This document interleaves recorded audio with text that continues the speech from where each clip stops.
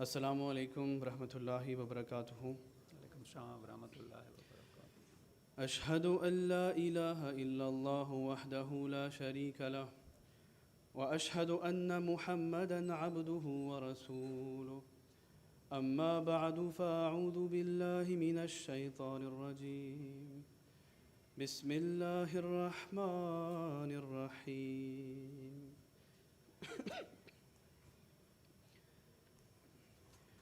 Cher Amir Saheb, chers invités, chers membres de la Jamaat, chers frères et sœurs, Assalamu alaikum wa rahmatullahi wa barakatuhu.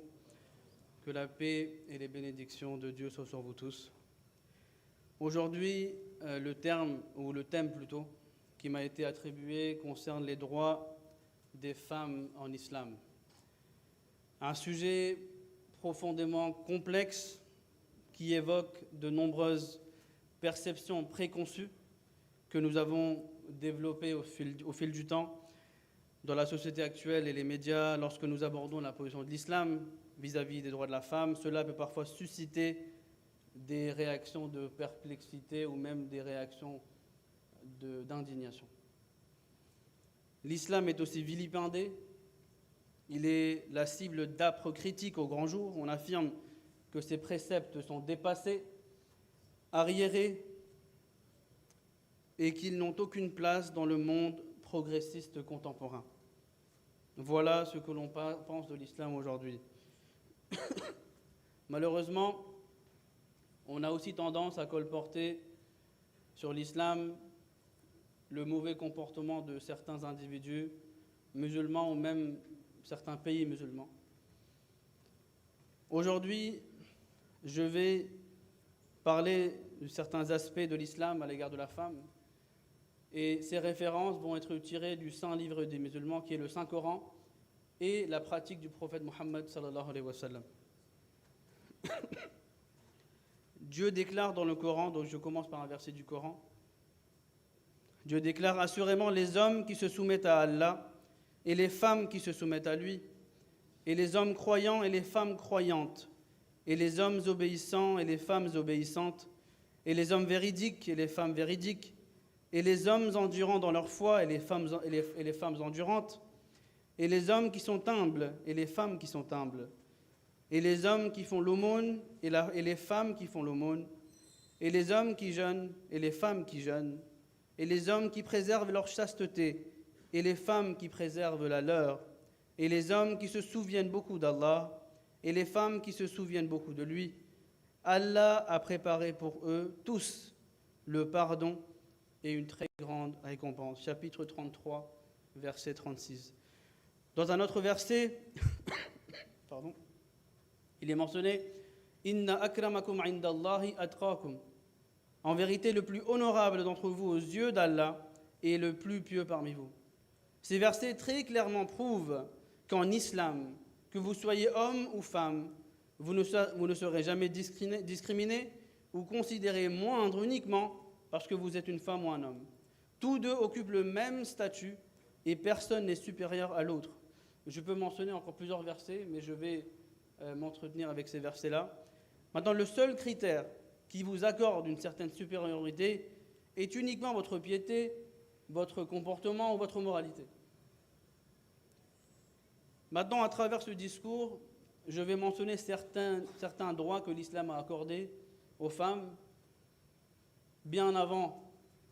Parce qu'aujourd'hui, on a tendance à se faire montrer en tant que le défenseur des femmes en présentant certains droits, mais ces droits que je vais mentionner aujourd'hui avaient déjà été accordés aux femmes il y a 1500 ans de cela. Et c'est très important de le dire et le redire et de le répéter, parce qu'on entend beaucoup plus le contraire. L'islam est la première religion qui a accordé aux femmes le droit d'héritage. Le Saint-Coran fait des filles aussi bien que des fils les héritiers des biens laissés par leurs parents. De même, une mère peut hériter des biens de son fils ou de sa fille, et une femme des biens de son mari. Quand un frère devient héritier des biens de son frère défunt, une sœur hérite également de ceux-ci. Aucune religion avant l'islam n'avait si clairement établi le droit de la femme à l'héritage et son droit à la propriété privée. En islam, la femme est la propriétaire absolue de ses biens. et son mari ne peut avoir aucun contrôle sur ses biens. La femme a la pleine jouissance de ses biens et peut en disposer comme elle l'entend. Dans le monde dit progressiste d'aujourd'hui, les femmes ont droit à la propriété et à l'héritage. Or, ces droits ont été accordés progressivement au cours de ces 100 à 150 dernières années, tandis que l'islam les a octroyés 1500 ans de cela. Auparavant, selon la coutume en vigueur après le mariage, les biens d'une femme n'étaient plus les siens. Si avant son mariage, une femme disposait par quelque moyen d'un bien personnel, il ne lui appartenait plus après s'être mariée. Certains hommes épousaient délibérément des femmes riches pour faire main basse sur leurs biens. Les avoirs de la femme devenaient la propriété du mari après le mariage. Maintenant, je vais mentionner certaines dates. En France, par exemple, les femmes mariées avaient le droit de percevoir un salaire en 1907.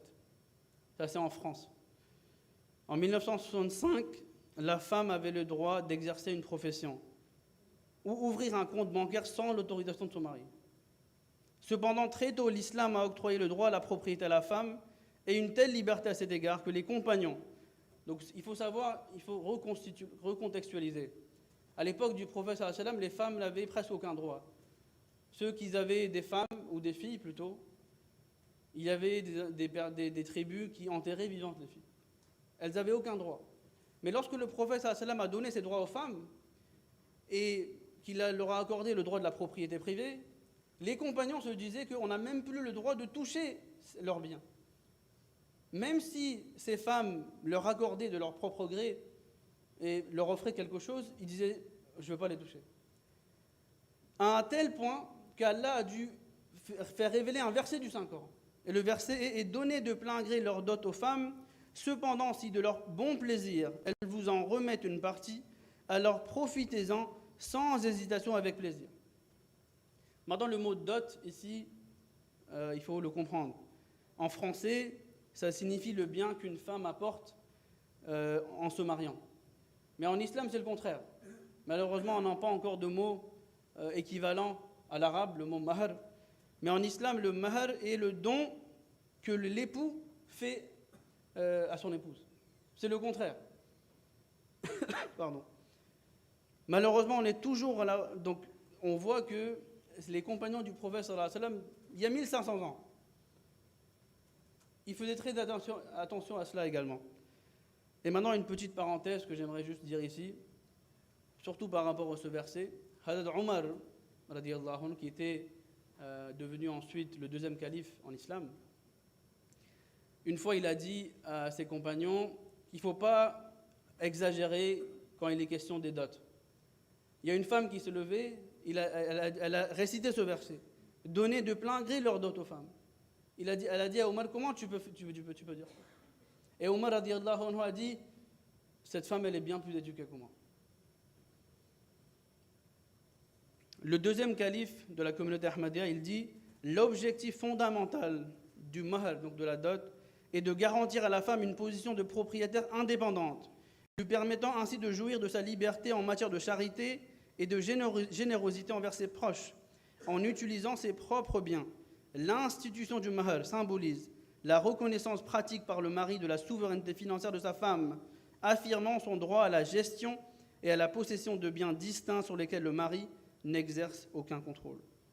Donc encore une fois, le droit à l'héritage ainsi que le droit à la propriété accordé par l'islam il y a plus de 1500 ans. Parlons à présent du consentement de la femme eu égard au mariage. Le chef de la communauté Ahmadiyya, Hazrat Mirza Masroor Ahmad, le cinquième calife, ayadahullah, il dit « Il n'est pas nécessaire qu'une jeune femme accepte toute proposition de mariage suggérée par ses parents. L'islam lui octroie le droit de refuser une demande en mariage. Avant l'avènement de l'islam, la femme devait se marier là où ses parents le souhaitaient. Aujourd'hui encore, dans les pays défavorisés et en développement, les filles subissent des pressions de la part de leurs parents pour épouser certains hommes. Même après avoir migré dans le monde développé, certains parents suivent ces pratiques ignorantes, affirmant que leur fille se mariera uniquement avec leur consentement et dans leur famille. Si cela n'est pas le cas, elle subit un traitement extrêmement dur. La meilleure méthode serait que les parents prient et qu'ensuite ils expriment leurs souhaits. Ils ne peuvent pas forcer leur fille. Si on accuse les musulmans de suivre ces pratiques condamnables, La faute incombe à ceux qui imposent leurs décisions et pas aux préceptes de l'islam. Maintenant, on va parler du divorce.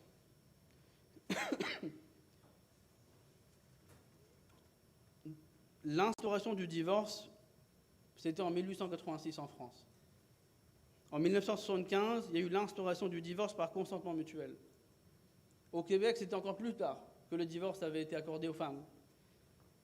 Et en islam, je vais vous raconter une tradition du prophète sallallahu alayhi wa sallam. À une occasion, une femme est venue voir le prophète sallallahu alayhi wa sallam pour demander divorce de son mari. Le prophète sallallahu alayhi wa sallam lui a dit « Qu'est-ce qui se passe? Est-ce qu'il ne te traite pas bien? Est-ce qu'il est violent? Elle lui a expliqué qu'elle n'avait aucune plainte à formuler à l'encontre de son mari, mais en ce qui concerne son caractère, elle n'avait aucun problème. Mais le seul problème était qu'elle ne l'aimait pas sincèrement à tel point qu'il était impossible de continuer à vivre avec lui. Le mariage a été annulé. Aujourd'hui, ces choses peuvent paraître très ordinaires, très banales. Mais ces droits ont été accordés il n'y a même pas 100 ans. Et l'islam les avait déjà accordés il y a 1500 ans. Maintenant, il y a une critique que l'on fait souvent, c'est la polygamie. Le chef de la communauté Ahmadiyya, Hazrat Mirza Masroor Ahmad, il déclare « Une autre critique contre l'islam est que les hommes sont autorisés à prendre jusqu'à 4 épouses et que ceux-ci lèsent les droits des femmes. La polygamie est permise dans certaines situations et n'est pas une obligation. Il faut d'ailleurs répondre à certaines conditions pour y avoir recours. Dans cette société progressiste, après le mariage, certains hommes entretiennent des relations illicites avec des femmes. On en entend parler tous les jours. L'islam interdit catégoriquement pareille impudeur et indécence. Quand la femme apprend à propos de l'infidélité de son mari, cela se termine par la séparation. Cela est très courant dans notre société. En raison de leurs propres actions, les Occidentaux ne doivent pas critiquer le fait que l'islam permet aux hommes de prendre plus d'une épouse.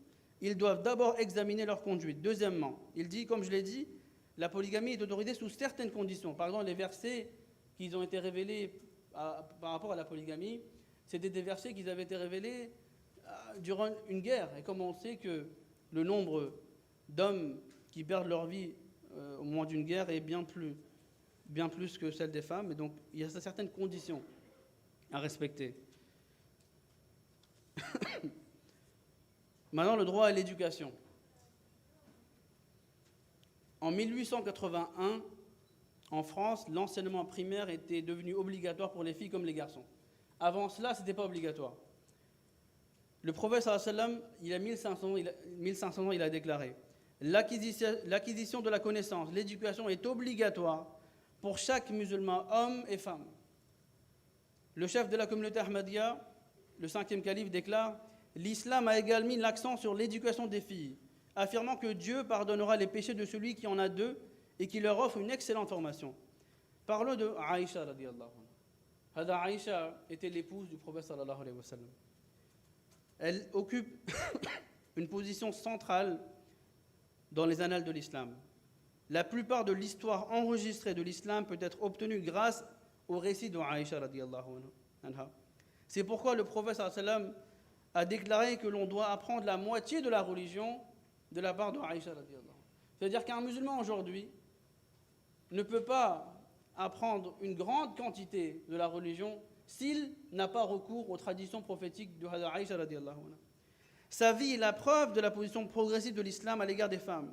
Elle était une figure éminente qui a remis en question les stéréotypes et les tabous prédominants de la société. Elle prouve que les femmes partagent des droits égalitaires dans l'islam. Sa vie confirme que l'islam ne fait pas de discrimination entre les sexes, ni ne préconise la marginalisation des femmes. Épouse, femme d'État, érudite et penseuse éclairée, elle était une femme avisée qui a manifesté des qualités morales exemplaires et est devenue l'une des personnes les plus influentes de l'histoire de l'islam. Elle avait... Pardon.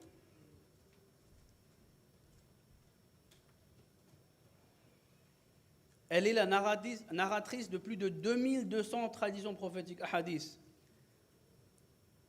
Elle est l'une des figures les plus marquantes de l'histoire intellectuelle de l'islam. Son neveu, Hazrat Urwa bin Zubayr, radiyallahu anhu, il dit « Je n'ai jamais rencontré personne dont les connaissances surpassaient celles de Aïcha, radiyallahu anha. Elle était la personne la plus savante de son époque. Dans le Coran, les fondements de la religion et la jurisprudence islamique, la poésie, la médecine, l'histoire arabe et la généalogie. Maintenant, parlons de quelque chose de plus récent. Aujourd'hui, surtout en France et même maintenant au Québec, on a tendance le sujet du voile est très récurrent, malheureusement. Et à l'école surtout, là en ce moment on a le problème des abayas en France. Le problème de voile, ça date depuis plusieurs années. Et ça ne cesse d'augmenter malheureusement. La première femme ou la première université au monde, elle a été créée par une femme musulmane, une Marocaine. Elle s'appelle Fatima Al-Fihri. C'était une femme musulmane qui portait le hijab. La première université au monde. Et aujourd'hui, on veut interdire à ces mêmes filles et femmes de rentrer à l'école. Takbir, Hazrat Muhammad Mustafa, Mohsen Insaniyat, Nare Takbir. Maintenant, le Saint-Coran. Le Saint-Coran dit que si vous êtes croyant, il y a deux exemples que vous devez suivre. Donc le Saint-Coran présente deux exemples de vrais croyants. Donc si vous êtes de véritables croyants, le premier exemple, c'est celle de Hadrat Asiya, qui était l'épouse de Pharaon. Et le deuxième exemple, c'est l'exemple de Marie, la mère de Jésus, alayhi salatu wassalam. Donc encore une fois, deux femmes. On demande aux musulmans, si vous êtes des véritables croyants, vous êtes soit vous suivez l'exemple de Asiya ou soit vous suivez l'exemple de Marie. Maintenant, on a beaucoup diabolisé l'islam et le caractère de notre noble prophète Mohammed sallallahu alayhi wa sallam. Je vais présenter certains témoignages ou certaines pratiques du prophète sallallahu alayhi wa sallam qui prouveront que le prophète sallallahu alayhi wa sallam était la personne qui a non seulement garanti les droits des femmes, mais qui a respecté et honoré les femmes tout au long de sa vie. Hadrat Khadija radiyallahu anha. C'était la première femme, première personne qui a accepté l'islam. C'était une femme. Et elle a témoigné du bon caractère du prophète sallallahu alayhi wa sallam. Lorsqu'elle est décédée, à chaque fois que le prophète sallallahu alayhi wa sallam préparait un plat où il sacrifiait un mouton, à chaque fois il envoyait ce repas aux amis de Hadrat Khadija radiyallahu anha. Il se souvenait de sa femme même après le décès de sa femme. Une femme qu'il avait allaitée lorsqu'il était encore enfant. À chaque fois, le prophète sallallahu alayhi wa sallam lui envoyait des vêtements en cadeau. Quand Hadrat Fatima radiyallahu anha, lorsqu'elle rentrait à la maison, Hadrat Aïcha, elle dit que le prophète sallallahu alayhi wa sallam se levait par respect pour sa fille. Il la ramenait à l'intérieur et il la faisait s'asseoir où le prophète sallallahu alayhi wa sallam était assis. Et Fatima faisait la même chose. Et ces témoignages, pourquoi ils sont importants? Parce qu'on peut se comporter de manière très différente devant le public, mais d'être très différent au sein de notre propre foyer. Et ces témoignages sont les témoignages des personnes qui connaissent le prophète sallallahu alayhi wa sallam. Ils sont très proches avec le prophète sallallahu alayhi wa sallam. Ensuite, le témoignage de sa femme, Hadrat Maimouna radiyallahu anha, qu'Allah soit content d'elle. Elle est restée en vie plus de 50 ans après le prophète Mohammed sallallahu alayhi wa sallam. Son dernier désir, c'était quoi son dernier désir? Elle a dit, je veux être enterrée là où j'ai rencontré le prophète sallallahu alayhi wa sallam pour la première fois. Est-ce que c'est comme ça qu'on se souvient d'une personne qu'on a maltraitée? Hadrat Aïcha radiyallahu anha. Une fois, à l'époque de Omar radiyallahu anha, les musulmans sont devenus un peu plus riches. Il y a eu un type de pain qui a été introduit. Hadrat Omar radiyallahu anhu a dit, la première personne qui va goûter de ce pain va être Aïcha radiyallahu anha. Hadrat Aïcha a goûté ce pain, elle avait les larmes aux yeux. Les femmes qui étaient assises se sont demandé pourquoi, oh Aïcha, tu es en train de pleurer. Il a dit, ce pain que je viens de manger, il était tellement bon, il était tellement facile à avaler. Le prophète sallallahu alayhi wa sallam n'a jamais pu manger ce pain. Le pain qu'il mangeait, il était très difficile à avaler. Même dans ces moments-là, ces femmes sont en train de se souvenir du prophète Mohammed sallallahu alayhi wa sallam.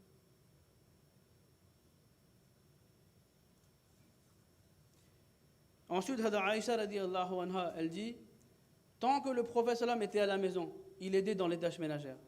Jusqu'à que le adhan ou l'appel à la prière était fait, il partait à la mosquée. Il aidait ses femmes dans les tâches ménagères. Le prophète sallam a dit khayrukum khayrukum li ahli. Le meilleur d'entre vous est celui qui se comporte le meilleur envers sa femme. Une fois, je l'ai déjà rencontré, j'ai raconté plusieurs fois en interne dans notre communauté, mais c'est un hadith qui est très, très un beau hadith. À une occasion, le prophète sallam fut invité par l'un de ses voisins iraniens à partager un repas. Le Samsam lui demanda, donc quelqu'un l'a invité, le Samsam lui demanda « Est-ce que Aïcha peut m'accompagner aussi ?» Il a refusé. Donc en conséquence, le prophète sallam il a décliné l'invitation, il a refusé d'aller. Après quelque temps, il est revenu. Il a invité le prophète sallam de nouveau. Le prophète sallam a redemandé « Est-ce que ma femme Aïcha peut venir ?» Il a refusé, le prophète sallam a dit « Je ne veux pas venir ». Il est revenu une troisième fois pour inviter le prophète sallam. Le prophète sallam lui a demandé encore une fois « Est-ce que ma femme Aïcha peut venir ?» Il a accepté, ils sont partis ensemble. Est-ce que c'est une personne qui honore pas les femmes? Aujourd'hui, on a tendance à ne pas mentionner les bonnes qualités de notre femme en public.